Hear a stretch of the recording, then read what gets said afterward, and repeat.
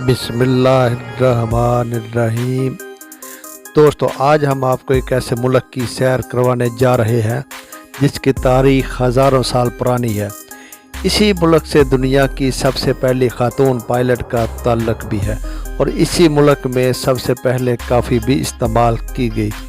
ये एक ऐसा मुल्क है जिसका अपना कैलेंडर है। इस मुल्क में एक साल में 13 महीने होते हैं। दुनिया के इस मुल्क को मलका बिल्किस की सरज़मीन भी कहा जाता है और मुसलमानों ने सबसे पहले इसी मुल्क की तरफ हिजरत की थी और हज़रत बिलाल हबशी रज़ी अल्लाह ताला अन्हु की पैदाइश भी इसी मुल्क में हुई थी। और दुनिया में एक हवाई जहाज़ में सबसे ज़्यादा मुसाफिर सवार करने का रिकॉर्ड भी इसी मुल्क के पास है। ये मुल्क दुनिया का सबसे कदीम तरीन मसीही मुल्क है और दुनिया का सबसे पुराना और सबसे पहला इंसानी ढांचा भी इसी मुल्क से दरियाफ्त हुआ था। दोस्तों, हम लोग बात कर रहे हैं जनूबी मशरकी अफ्रीका में वाक़या एक रियासत एथोपिया की, जिसको हबश या हबशा भी कहते हैं। आज से 1000 साल कबल मसीह में अरब के 2 कबीले बहरा अहमर को अबूर करके मौजूदा एथोपिया में आबाद हो गए और मकामी लोगों के इख्तलात से एक नई कौम वजूद में आई जिसे अब शाम के नाम से मौसूम किया जाता है और बाद में इसी जगह को हबशा कहा जाता था। इस मुल्क की सरहदें सूडान, एरिट्रिया, जिबूटी और सोमालिया और कीनिया जैसी बड़ी अफ्रीकी रियासतों से मिलती है, जिसकी आबादी तकरीबन 13 करोड़ अफराद पर मुश्तमिल है। दोस्तों, आबादी के लिहाज से एथोपिया अफ्रीका का दूसरा बड़ा मुल्क है, जबकि आबादी के लिहाज से दुनिया का ये 11वां बड़ा मुल्क है। एथोपिया का रकबा 11,12,000 मुरबा किलोमीटर है और ये दुनिया में रकबा के लिहाज से 26वां बड़ा मुल्क है। इसके 1% रकबा पर पानी पाया जाता है और अफ्रीका का एक लैंडमार्क मुल्क भी है।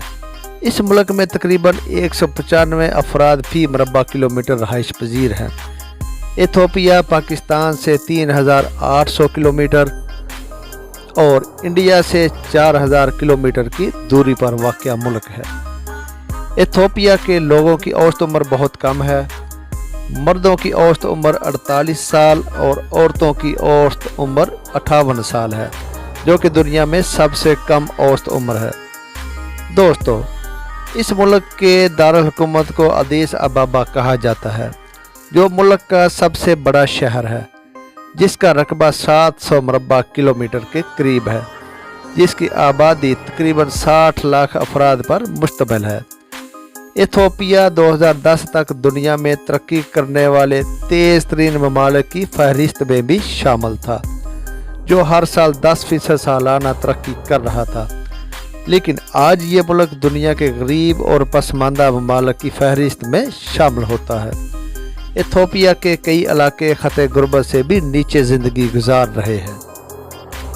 दोस्तों, एथोपिया दुनिया के इन चंद ममालिक में शामिल है जिनका मौसम इंतहाई खुशगवार होता है। इस मुल्क में ना ज़्यादा सर्दी आती है और ना ज़्यादा गर्मी होती है।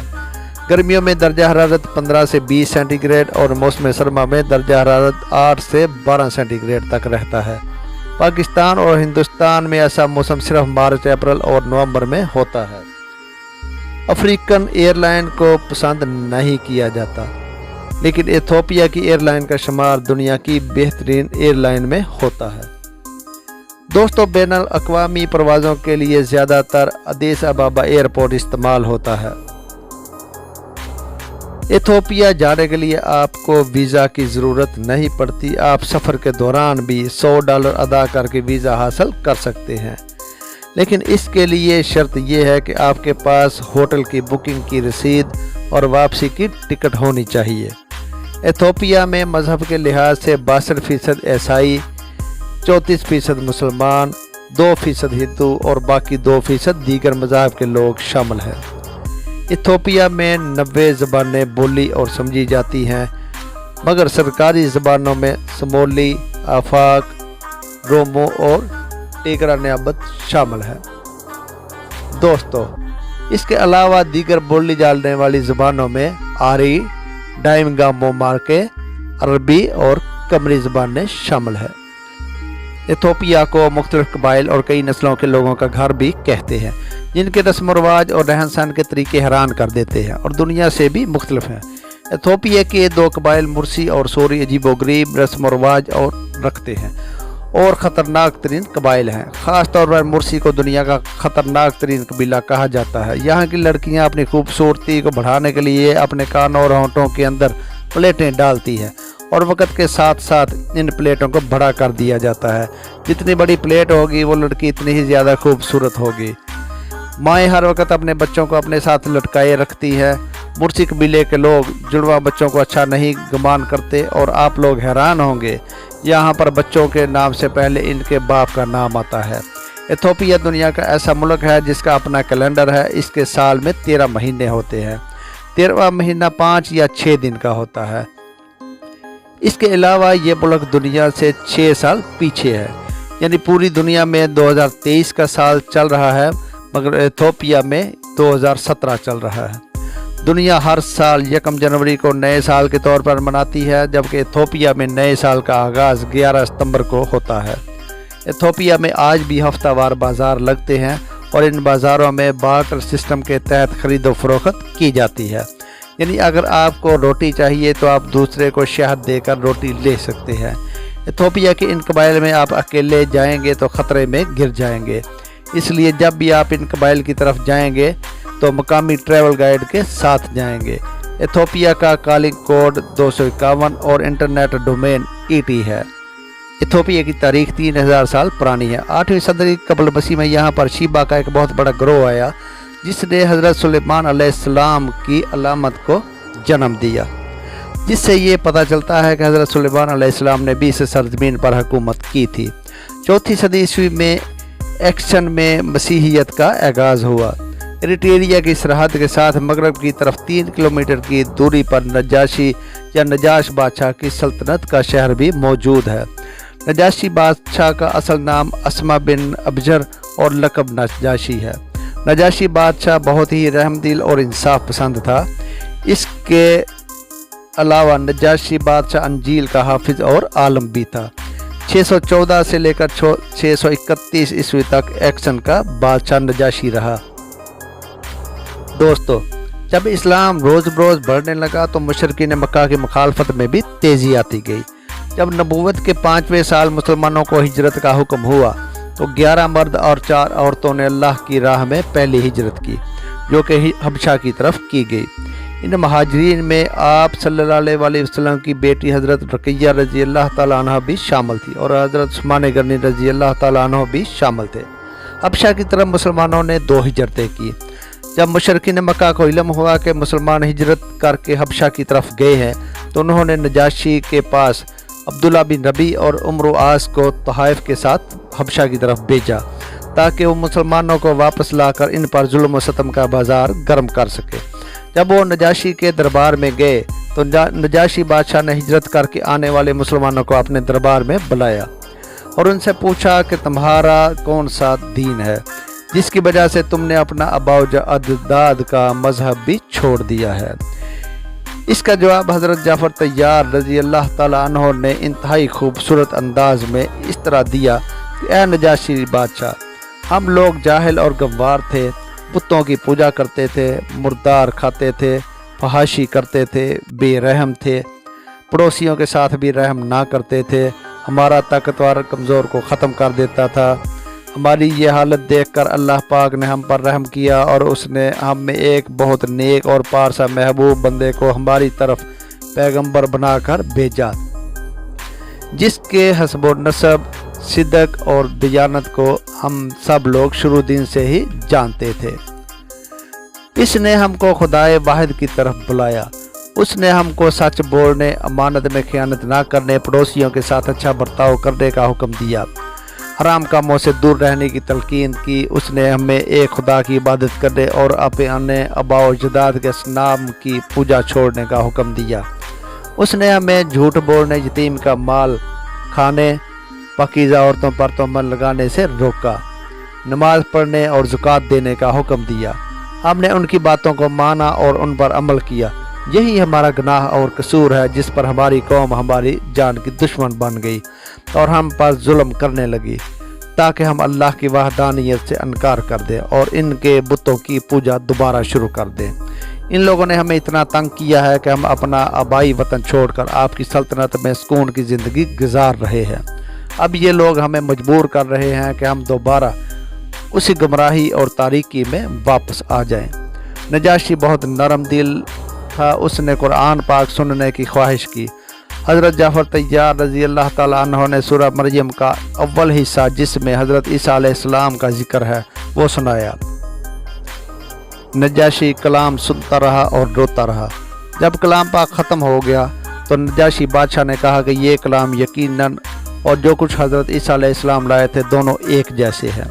ये सुनकर कफ़ार मक्का का सफ़ीर उमर बिन आस कहने लगा, ए बादशाह, ये मुसलमान लोग आपके नबी हज़रत ईसा अलैहिस्सलाम के बारे में भी एक अलग अकीदा रखते हैं जो कि आपके अकीदा के बिल्कुल ख़िलाफ़ है। नजाशी बादशाह ने सवाल किया, क्या तुम लोग हज़रत ईसा अलैहिस्सलाम के बारे में क्या अकीदा रखते हो? तो हज़रत जाफ़र तैयार रज़ी अल्लाह ताला अन्हु ने फरमाया कि वो अल्लाह के बंदे और उसके रसूल हैं और उसकी तरफ से एक रूह और एक कलमा है जो अल्लाह ताला के हुक्म से बगैर बाप के हज़रत मरियम अलैहिस्सलाम ने शिकमे मुबारक से खुदा की कुदरत का निशान बनकर पैदा हुए। इस बात को सुनकर नजाशी और उसके दरबारी इस कदर मुतासर हुए कि रोते रोते उनकी दाढ़ियाँ तर हो गईं। नजाशी ने एक तिनका उठाया और कहने लगा, जो तुम कहते हो हज़रत ईसा अलैहिस्सलाम इस तिनका से ज़रा बराबर भी ज़्यादा नहीं थे। नजाशी बादशाह कहने लगा, ये और हज़रत ईसा अलैहिस्सलाम का लाया गया मज़हब एक जैसे है। नजाशी बादशाह ने गज़वा तबूक के बाद 9 हिजरी को वफ़ात पाई। आप सल्लल्लाहु अलैहि वसल्लम ने नजाशी बादशाह की गायबाना नमाज जनाजा भी पढ़ाई। दोस्तों, इथोपिया का एक शहर हरार है जिसकी तारीख हज़ारों साल पुरानी है। मुसलमानों के मुक़द्दस मकामात और अपनी ज़ियारत गाहों के बाइस दुनिया भर में मशहूर है। तारीख़ बताती है कि इस शहर की बुनियाद 10वीं सदी के वस्त में रखी गई। जब अरब के लोग नकल मकानी करके इस इलाके में आ रहे थे, ये शहर सूबाई दारुल हुकूमत का सदर मकाम भी है। हरार शहर के लोगों की बड़ी तादाद आरोमो नस्ल से तल्लुक़ रखते हैं। 2006 में इस शहर को आलमी सकाफ़ती विरसा में भी शामिल किया गया। हरार शहर में 82 मसाजिद और 100 से ज़्यादा मज़ारात हैं। इनमें बड़ी तादाद में कपड़े के कारखाने मौजूद हैं। हरार शहर में ऊँटों की 40 मील लंबी मार्केट भी वाक़या है जो दुनिया भर में मशहूर है। इसका शुमार दुनिया की ऊँटों की सबसे बड़ी खरीदो फरोख्त करने वाली मार्केटों में होता है, जहाँ ऊँटों की खरीदो फरोख्त होती है। इथोपिया में कदीम मस्जिद भी दरियाफ़त हुई है जिसके करीब कब्रिस्तान और कदीम कुतबे भी मिले हैं। इसके अलावा कई ऐसी अशिया भी मिली हैं जिनसे पता चलता है कि ये अशिया चीन और हिंदुस्तान से तल्लुक़ रखती हैं, इसलिए ये शहर बतौर तजारती मरकज़ भी इस्तेमाल होता रहा होगा। इथोपिया इंसानी ज़िंदगी की इर्तिका की दरियाफ़तों में भी अहमियत रखता है। यहाँ से 31,80,000 साल पुरानी इंसानी खोपड़ी भी मिली है जो इंसानी तारीख़ का सबसे पुराना इंसानी ढांचा है। दोस्तों, इथोपिया की करेंसी को भर कहा जाता है। एक बार पाकिस्तानी करेंसी में तकरीबन 7 रुपये और इंडिया की करेंसी में तकरीबन 4 रुपये का मिलता है। वक्त के लिहाज से पाकिस्तान से 2 घंटे जबकि इंडिया से 2.5 घंटे पीछे है। इथोपिया में एक एयरक्राफ्ट पायलट की गलती की वजह से एक ऐसी एयरपोर्ट पर लैंड कर गया जो कि अभी ज़ेर तामीर था। इसके अलावा एक जहाज़ में सबसे ज़्यादा मुसाफिर ले जाने का रिकॉर्ड भी इस मुल्क के पास है। दोस्तों, 1980 की दिहाई तक तकरीबन 1 लाख यहूदी इथोपिया में रहाइश पजीर थे जो आहिस्ता आहिस्ता इसराइल चले गए और बाकी 18,000 रह जाने वाले यहूदियों को दुनिया का सबसे बड़ा खुफिया ऑपरेशन करके इसराइल मुंतकिल कर दिया गया। इस तरह 600 मुसाफिरों की गुंजाइश वाले तैयारे में 1086 मुसाफिरों की सीटों को इकट्ठा करके भर दिया गया और जब ये तैयारा इसराइल पहुंचा तो इस तैयारे से 1086 की बजाय 1088 मुसाफिर उतरे क्योंकि दौरान प्रवास 2 औरतों ने बच्चों को जन्म दे दिया था। यूँ 2 मुसाफिर बढ़ चुके थे। آج ایتھوپیا کے یہودیوں کے ساتھ اسرائیل میں دوسرے درجے کے شہریوں کا سلوک کیا جاتا ہے۔ آج بھی انہیں یہ احساس دلایا جاتا ہے کہ وہ سیاہ فام یہودی ہیں جو کہ ایک سفید فام ملک میں رہتے ہیں۔ ان کی اوسط آمدنی دوسرے اسرائیلیوں سے بہت کم ہے۔ اس کے علاوہ ان سیاہ فام یہودیوں کا خون بھی بلڈ بینک وغیرہ میں اور کسی بھی مرکز صحت میں قبول نہیں کیا جاتا۔ ادیس ابابا میں ایک تاریخی میوزیم بھی موجود ہے جس میں آپ ایتھوپیا کی تاریخ کے بارے میں سب سے زیادہ جان سکتے ہیں۔ اس کے علاوہ ایک چڑیا گھر بھی موجود ہے جو ایتھوپیا کا سب سے بڑا چڑیا گھر ہے۔ اس میں آپ لوگ افریقی جنگلی حیات کو دیکھ سکتے ہیں۔ یہاں پر نایاب قسم کی جنگلی حیات دیکھنے کو ملتی ہے۔ لاک ہیون چرچ لالبیلو ایتھوپیا کے عیسائیوں کے لیے یروشلم کا درجہ رکھتا ہے۔ لالبیلو کے قریب گرجا گھروں کی سب سے متاثر کن بات چٹان کے ایک ٹھوس ٹکڑے کو تراش کر بنایا گیا ہے۔ یہ چرچ ایک پہاڑ کو نیچے کی طرف کھود کر بنایا گیا ہے۔ بادشاہ لالبیلا نے یہ کارنامہ 30 سال میں مکمل کیا تھا۔ عیسائیوں کا یہ عقیدہ ہے کہ اس چرچ کو فرشتوں نے تعمیر کیا ہے۔ اگرچہ کچھ لوگ اس کام میں مدد کرتے رہے ہیں مگر رات کو چرچ تعمیر کرنے کے لیے آسمان سے فرشتوں کا ایک گروہ نیچے اتر آتا تھا۔ ان کی نظر میں یہ گرجا ان کو یروشلم کی یاد دلاتا ہے۔ جیسے پوری دنیا میں کرسمس کی رسم ہر سال 25 دسمبر کو منائی جاتی ہے مگر ایتھوپیا میں کرسمس کی رسم 7 جنوری کو منائی جاتی ہے۔ ایریٹریا کے ساتھ ٹائیگرے کا علاقہ بھی ہے۔ آپ لوگوں نے سن رکھا ہوگا کہ گریٹر اسرائیل کا نقشہ دریا فرات سے لے کر دریا دجلہ تک ہے۔ دریا دجلہ میں اسی ٹائیگرے میں واقع ہے۔ اس کے علاوہ دنیا میں کافی کی دریافت سب سے پہلے ایتھوپیا میں ہی ہوئی تھی۔ ایک رپورٹ کے مطابق ایتھوپیا تقریباً 40% حصہ باغات پر مشتمل تھا جو کہ کافی کے باغات تھے مگر آج یہ کم ہو کر 30% رہ گیا ہے۔ مگر اس کے باوجود بھی یہ افریقہ کا سب سے زیادہ اور بڑا کافی برآمد کرنے والا ملک ہے اور دنیا میں کافی برآمد کرنے والے ممالک میں یہ 4تھے نمبر پر آتا ہے۔ دوستو، ایتھوپیا کے لوگوں کو شیروں سے بہت پیار ہے، اس لیے کئی لوگوں نے گھروں میں پالتو شیر رکھے ہوئے ہیں اور ایتھوپیا کا قومی جانور بھی شیر ہے۔ ایتھوپیا کی GDP $95 ملین ہے جو کہ دنیا میں 65ویں نمبر پر آتی ہے۔ ایتھوپیا میں فی کس آمدنی $1000 ہے جو کہ پوری دنیا میں 160ویں نمبر پر آتا ہے۔ یہاں کی 97% آبادی آپ کو مزدوری کرتی نظر آئے گی جن میں سے تقریباً 90% لوگ براہ راست ذرائع سے مختلف قسم کی مزدوریاں کرتے آپ کو نظر آئیں گے۔